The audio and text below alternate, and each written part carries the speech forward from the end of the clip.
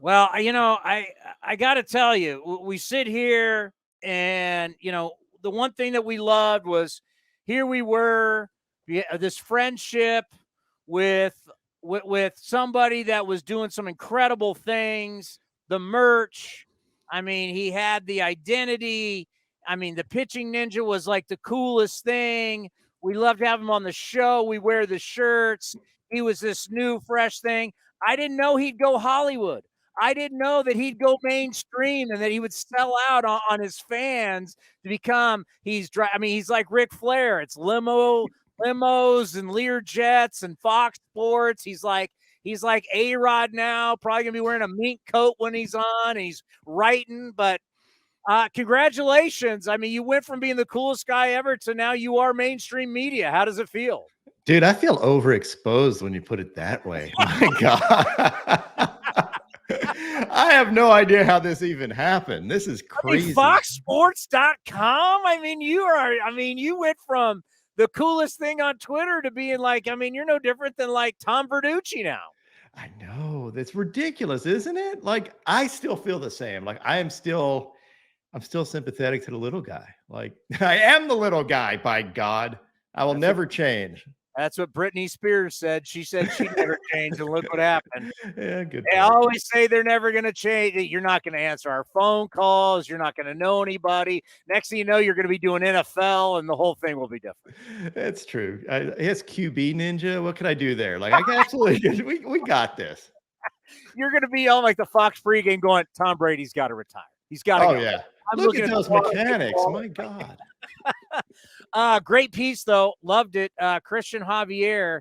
It's so interesting. We were just talking about it, and it's so perfect to have you on, is you can have two different guys in two different nights, right? You can have Lance McCullers, who throws 94, and you can have Christian Javier throw 94. One guy doesn't scare anybody, and he's even scared of his fastball against left-handers, and the same guy throwing the same velocity is shoving it down their throats. Isn't it amazing? Velocity the same, obviously mechanics, how hitters see it is all different, but two different guys, same velocity, two different outcomes. Oh, absolutely. Lance is a big, off-speed stuff guy, and Javier is huge on his fastball. What did he throw? 72% fastballs yesterday, and shoved, and he doesn't throw particularly hard. You're exactly right.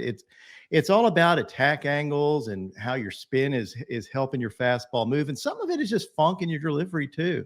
All that combines to make a pitcher nasty. Yeah, the one thing that I think about Javier, and actually Smoltz got a little bit into it, they don't allow him to get too much into stuff. I wish they would, because it'd make the broadcast more interesting. We're normally, as pitchers, you're seeing guys that are here and then come here. But when you bring your glove out here, that's the first thing that a hitter's going to see. When the guy's coming down the mound, the glove is the first thing you see. And then normally a guy comes from up top, but that's not where Javier comes from. He's more, I wouldn't say a slinger, but he's kind of that 3/4. You talk about it in the article. That's got to be tough. Glove here, ball coming here, far different than a traditional way up here. So the key to pitching is, do the hitters see you or not? And I think that's the big thing. Hitters just don't see this guy. I totally agree with you. And I think we get so focused sometimes on either spin rate or velocity or whatever it is, things that we can measure. The things we can't measure a lot of times is this deception. Like, is there funk in your mechanics that a hitter just can't pick it up? That is absolutely valuable. And we are starting to see people being judged by their arm slot and how the pitch actually carries and stuff out of it. But you're right. Like, if your glove is hiding it somehow, you look at Nestor, like Nestor Cortez has all these different arm slots, all this different funk that hitters just aren't used to. And because they're not used to it, it throws people off. So absolutely. And I think that, again, because we have the analytics, we get married to them. And I'm obviously not anti-analytics. I'm pro-analytics, but it's not the be-all and end-all of anything. There's a ton of stuff, even mental game stuff. You saw him meditating in the middle of the game. I think that's important as well. Oh, I could tell you, routine. As someone who pitched a little bit in college, and then now I'm really trying to take my golf game to the next level. I've been reading these books about sports psychology, And the number one thing that you see in all sports is routine. You take guys out of their routine, they struggle. Hitters have routines, pitchers have routines, golfers, football players. I worked in the NFL for years. Pre-game routine for NFL teams is so key. And you talk about that, the mental side for pitching. And, when you're pitching in the World Series, it's so different because you now know that everybody's got a quick hook. It's just not your manager. It's not your pitching coach. I mean, it's the broadcasters. It's the media. You give up one hit and everybody's like, is the bullpen getting up? I mean, as a starting pitcher, you've got to know you don't have a long leash out there. That's a change in your routine.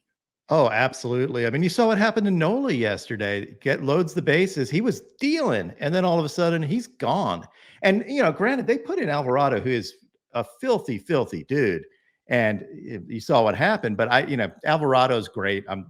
But it's one of those things that as a pitcher, it's a whole different environment. Not only that, but just think you have the smartest people in the world trying to pick apart your delivery, looking for tips, looking for little things they can pick up, tendencies, little things they can pick up on. And they have cameras everywhere. You have cameras in the stadium. And they have time to focus on. In the regular season, you really don't, because you're on to the next game, the next game, the next game. This is all about, preparation and how hitters prepare for an individual pitcher. And things may get exposed that weren't exposed in the regular season. When you're breaking down pitches, everybody wants to focus on what the ball does when it leaves the hand, right? Tunneling, what does it look like? The fastball, two-seamer, four-seamer, split, slider, whatever. But a lot of what happens from the ball leaving the hand is what you do mechanically before the ball leaves the hand. How much do you focus on that? And that gets back to Javier, where the glove comes up and a lot of things like that. I try to focus on everything. I think when you simplify pitching too much, I think it's unfair. I think it's unfair to the pitcher. It's unfair to the game. And it's unfair to fans. Like, I think that everybody should try to understand as much as they can what hitters have to deal with, what pitchers have to deal with, and what makes folks successful. So I focus on all of that. Like, the other day, just trying to pick up if someone's tipping pitches or not. There's so many different things. And we're limited in views to their broadcast view. There are other views that may tell you more. When, a pitcher's focusing on home plate, you may see, I think I tweeted that Randy Johnson article where he was fanning his glove when he was throwing his slider and then scrunching it when he was throwing his fastball, because he's like muscling up. These are things that you maybe can't see from the center field view that you can see from the home plate view. So, all this stuff matters. Everything matters. And this sport is really, really tough. So that's what I try to show. Everybody loves the tunneling and the overlay videos, but there's way more to baseball and way more to pitching than just that. Here's my answer to tipping pitches. All right, you ready? The number one tipper of pitches in the history of baseball is the only guy that got every vote to get into the Baseball Hall of Fame. Mariano Rivera told everybody, I got one pitch. This is what I'm throwing, and I'm throwing it every single pitch. So when he would come together and put his hand into his glove, however you'd move it, it was the same every time because you knew a cutter was coming. Oh, totally. He didn't throw anything else. You go through, like, you can go through a full season. He randomly would throw a straight fastball. He threw cutter almost 100% of the time. If that's not tipping pitches, I don't know what is. He actually said he might as well have told you a cutter was coming, because that was what's going to happen. He did everything but that and still ended up being the greatest greatest closer of all time. Yeah, that's a whole different animal. And, Randy Johnson, I'm sure Eduardo Perez wasn't the only one to pick up on him tipping pitches. When you throw 99, 100 miles an hour with a wicked slider and you're 6'10", it's going to leave a mark. Like, you can tell me it's coming. It doesn't really matter. Oh, yeah, because not only, get back to the camera, Randy's coming down the mound at 6. So I don't even know if we actually got the tape measure out. By the time his right foot plants, remember, he's coming from the side. Yeah. Like, you can't even see my hand in the camera angle here. He's coming from the side. By the time he releases the ball, how close was he to home plate? Was it 60 feet, 6 inches? I don't like he would absolutely scare the living. I can't even imagine being a left-handed hitter hitting against that or a right. Like I can't even imagine getting a box against that dude. Just snarling with that weird release like you don't see every day and slinging it. Yeah, that's a whole different beast. And he could have absolutely glove signed his pitches and it wouldn't have mattered. Have you broke down any of Verlander lately? Well, I mean, I've looked at him. I mean, he's obviously not as sharp as he was at points during the season. I'm hoping he bounces back today. I love watching him pitch. I love watching guys like him. He's 90 something years old and still throwing like touching 99 every once in a while. It's always fun. Like he's a legend and I want to see him go out big, but he clearly isn't as sharp as he had been at points. I'm looking for him to fix it. I couldn't tell if there's anything particular other than just missing his spots. It's just hard to tell. Yeah, because I just looking at the numbers, just easy numbers like curveball and slider this postseason, batting average against it way up, extra base hits way up versus the regular season. So something's going on that hitters are seeing something that's different from the regular season. And that's, I was just wondering because, yeah, it is kind of tough because you look at the numbers and it's shocking to think how hittable he's been. Different decades of Verlander. I mean, we're going to go back to Verlander in his prime as a young man, now to 39, just in the World Series, major struggles. Yeah, and I don't know if it's a matter of hitters preparing better against him not being as sharp. It could be a variety of things. As we mentioned, pitching is so complicated and the game is so complicated. Little things might be a big difference. With him, it's really hard to tell, but I may go back and compare what he's looking like now, just like a simple overlay or just breaking down different parts of his mechanics to see if it's anything mechanical. I'm sure the Astros have done that as well. Like they're as good as anybody at picking this stuff apart. And oh, by the way, the hitters get paid too. Yeah, sometimes you got to give them credit too. Totally. Like I think we forget this part. Like you could throw the best pitch and it may get absolutely crushed. Or you could throw a bad pitch and you can throw a backup slider hitter, or a hanging curveball and a hitter swings and misses because it just threw their timing off. So there's so much more to getting a hitter out, or they just miss it. I mean, you think about golf, you just miss it, the ball's in the trees. Same thing with baseball, you just miss it, the ball's a pop up or a ground out versus a home run. So it's a tough sport and it's dependent on so many different things. You're right. Your club face is just a little open, a little closed. Quarterback throws it just a little high. It hits off the fingertips and the DB intercepts it below. The field goal is just missed. I mean, everything, it's the precision in professional sports and the lack thereof. Man, I mean, the greatness versus when it doesn't work out. It's such a small, I mean, McCullers, he was hanging everything. You look at the box, all those balls were right in hit me range. And you put in the article how so many hitters, they don't have major uppercuts, but they've got a little up. And if you throw down in the middle of the zone, righty, lefty, you name it, that's the happy zone. That's where these guys are going to put their numbers on the back, as Cody likes to say, the baseball card. Oh, absolutely. Like there's so many different things. It could be, you could be tipping your pitches and hanging pitches at the same time. Yeah. Does it matter? Your hanging pitches doesn't matter. Yeah. I mean, it's totally true. Although I did run a stat, this is interesting, of pitches, I believe it was 101.7 miles an hour or above in the last like 3 years. Middle hitters have 0 hits against that. And there is not it's not just ones or twos. There's a number of those pitches. So that's weird where you hear hitters can time a bullet, but yet like that's when you're getting around 102, you can do anything with that pitch and, throw it located almost anywhere. And you're going to be pretty successful on that. Yeah. People just understand, you try and it's hard to explain. And that's where our game, I think, goes next is neuroscience.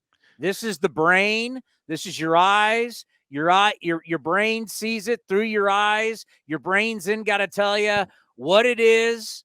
Should I swing? Should I not? And the harder it's being thrown, the very less milliseconds or whatever they call it, you have to make that decision. And that's the thing. And if 88 versus 100 to 102, You just think your brain doesn't. So as much as we talk about, look how big he is, look how strong he is, look how that, it really is, what is your eyes and your brain, how fast they pick it up and how fast they can tell you swing or not. I could not agree more. Actually, in the off season last year, I was talking to a number of really smart folks saying we need to come up with some kind of number or some kind of measure of deception. Like we talked about Javier. We need to have like we can do this because we can say, hey, all these pitches are around the same profile, but this guy doesn't get hit. What is it about him that makes him not get hit? And then go into the neuroscience of it, like when the hitter actually picks it up, see when they make the decision. You can do all this stuff. It's just now we're focused on the number. We're focused on what we can measure. And the problem with that is the things that you can't measure get overlooked when you do that. So people are just focusing on numbers. And if you can't put a number on deception, then it gets overlooked. All right. I have a brilliant idea. And I think this is going to be, I have the best idea for you today. We will do that in a minute. I just thought about this, and I think you're going to love it. You're going to go, those A's Cast guys are brilliant, and it's for you. But let's get to, you come up with, obviously, the great nickname. Now you've come up with Kono. I thought that was funny. Where are you on that?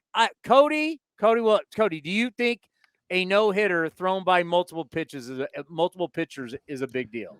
I do, yeah, especially in the World Series. I don't. I think if one guy does it, it's cool. If one, I think it's great. If multiple guys do it, I see it as a shutout, and it just happens they didn't give up a hit. I get it. It's not nearly as legendary as a one pitch. Like everybody wants to be that guy. Now, if you're talking about it as a team sport, and they view, like, I know when the Mets threw one, it was a big deal. They were sitting there going like, hey, this is a team thing.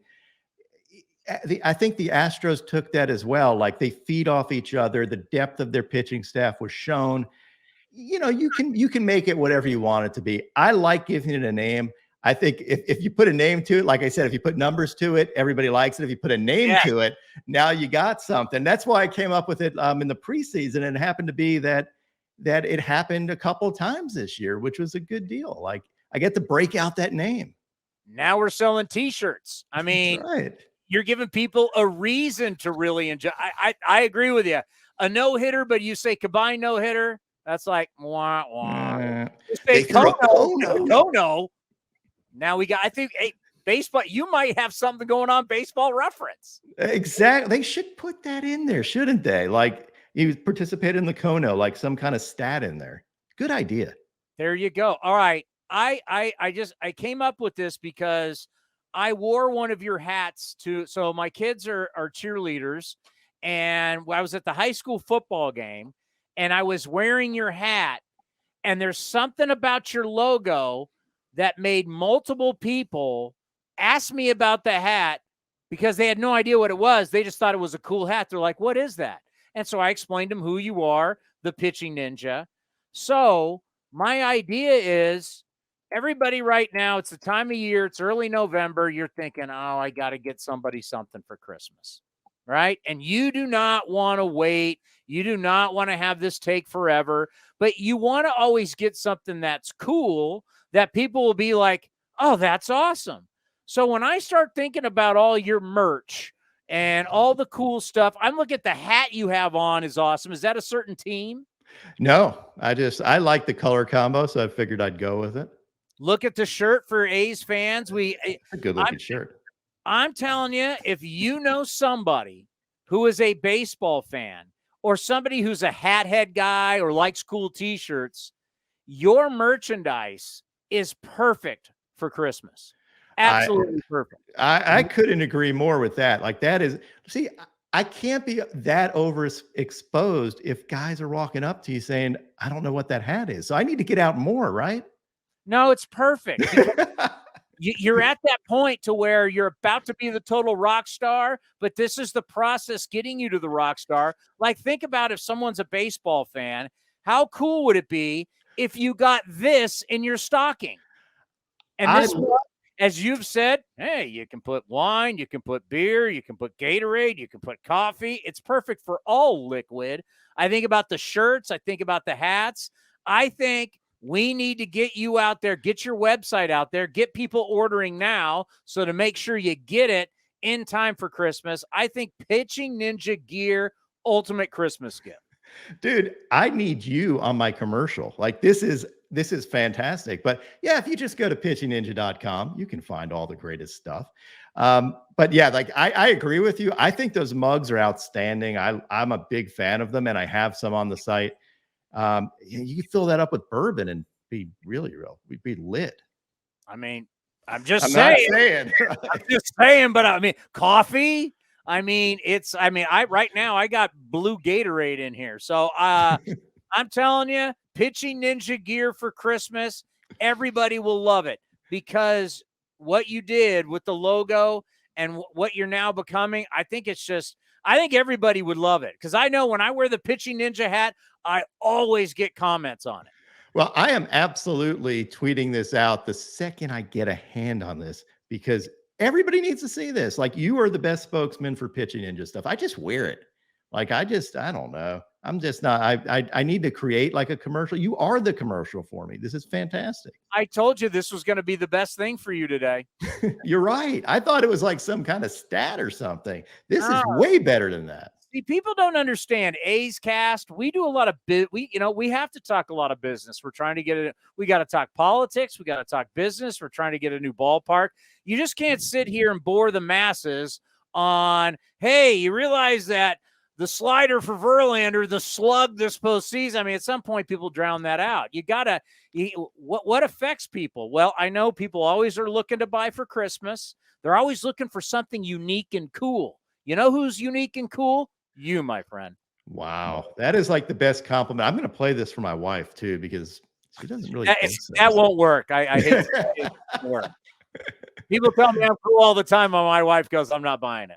Yeah, exactly. I just, I show her my baseball card. I got a baseball card. Like, how sick was that? I had like a little Topps baseball card that they made for me. And I thought that was going to give me cool points, but no, it didn't work with it.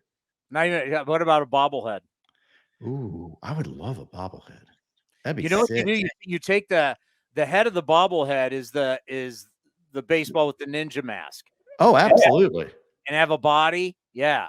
Well, we know somebody makes bobbleheads. Maybe that. Can we? I don't know how long. You told us how long it takes. How long does it take? Oh, no, I forget. Because we got some the other day. It would just be generic mold. We're not doing a special body. He's just got to make the head, and boom, we can mass produce it. I'm sure we can find out. I know the guy. We can ask. We can do a joint A's Cast one. Do an A's colored one with a ninja head on it, and I'll split it. Are you coming out to the winter meetings in San Diego? You know, I've debated about it. I don't know. Like, I am trying to get. I do a lot every day, and I'm trying to get some breathing room between me and baseball for a little bit. But I might do that. San Diego's great. Well, we'll take you to dinner. We'll have it. We're going to be there. We'll have our set there. And that's December 5th, 6th, and 7th. Correct. You show up, I'm going to sell some merch. I'll sell you some merch. I might just send you some, and you'll just be hawking it out there like you're way better than I am. I'm telling you right now, I could be putting up ninja stuff all over our studio that people are going to see. I mean, hey, I'll help you out. There's a banner back here too, right? Oh, hell, it's cool, man. We need to make baseball cool. Well, that is the biggest thing, and I totally agree with you. We need to do something to keep the sport alive and keep fans interested and bring in new fans. And I think this type of stuff does that. Like, instead of the boring, like people in wow, you hear about. I think people get tired of analytics sometimes because they just get numbers thrown at them, and everybody hates math, or a lot of people hate math. I think something fun is cool, and maybe talking about some of the softer stuff like deception that you were talking about, like that stuff that maybe if I'm on the couch, I can sit there and go, oh, I get it. Like, there's a little deception here, as opposed to getting, hearing 3,047 RPMs. What does that mean? What does that mean, anybody? I don't know. What am I, at a car race? Right, exactly. Yeah, I'm with you. I can do both, though. Like, I like to go in and out of both, and I love the numbers, but I don't think you can live and die by them. All I'm going to say is, let me help you. You already have. This has been fantastic. Like, I'm gonna I should probably put this on the site too, so that everybody sees when they visit that Chris is just hawking my stuff. That's what it's all about, my friend. Enjoy the rest of the World Series. We'll talk to you soon. Thanks, dude.